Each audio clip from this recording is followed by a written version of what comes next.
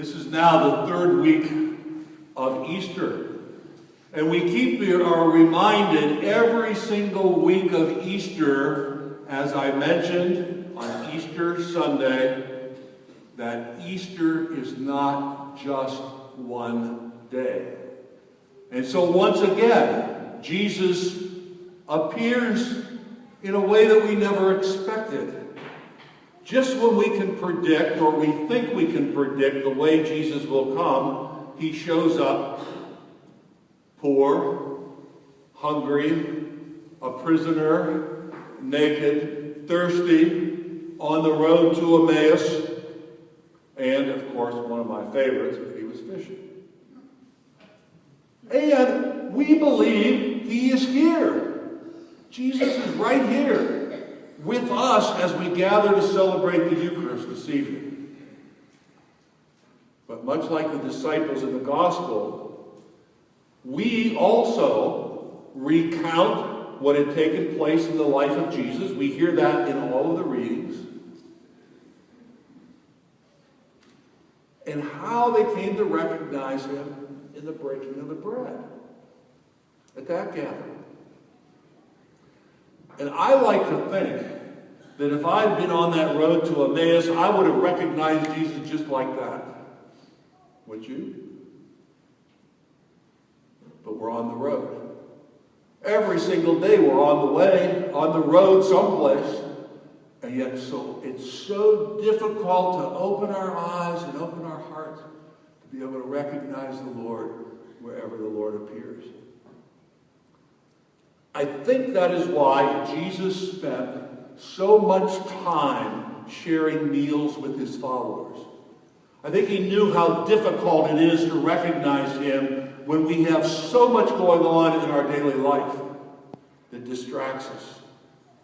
But somehow he knew that when they came to the table, and when we would come to the table, that maybe we would be able to focus our life, our thoughts, our hearts. We would be able to focus all of our attentions so that the one who wants to be with us could manifest himself. We're taught in the Mass that we share in the Lord's sacrifice. That we share in exactly what the Lord did. Not only on Calvary, but each and every day. Each and every day of the Lord's life was not some vague idea or concept, but it was literally a self-giving love each and every day. And so when we come here together, we mingle with each other. We might not agree on the politics of each other or one another. We may not agree on the economics of our country. We may not necessarily share the same theology or ideologies or the way of living.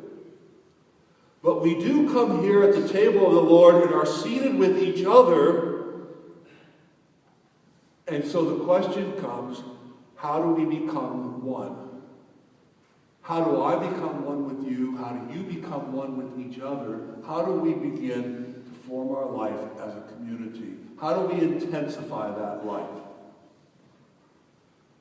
There's only one way that we can do that. The only way I can become one with you is when I'm willing to die to myself. When I'm willing to die to my self-centeredness, to my selfishness, to my pride, to all those things that separate me or keep me blinded from recognizing Christ in the body of Christ. Then when I do that, I begin to experience the presence of the risen Christ. Right here, the risen Christ appears again, but not fishing, not on the road to Emmaus, but on our road, in our lives.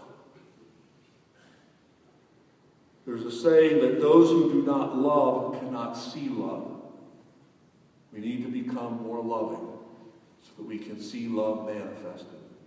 Love enables us to recognize others, to be able to see beyond all the limits that this world imposes on us, to be able to see beyond those limits, to transcend them, to rise above them, and to be able to love. And the question the Lord asks us tonight, do we believe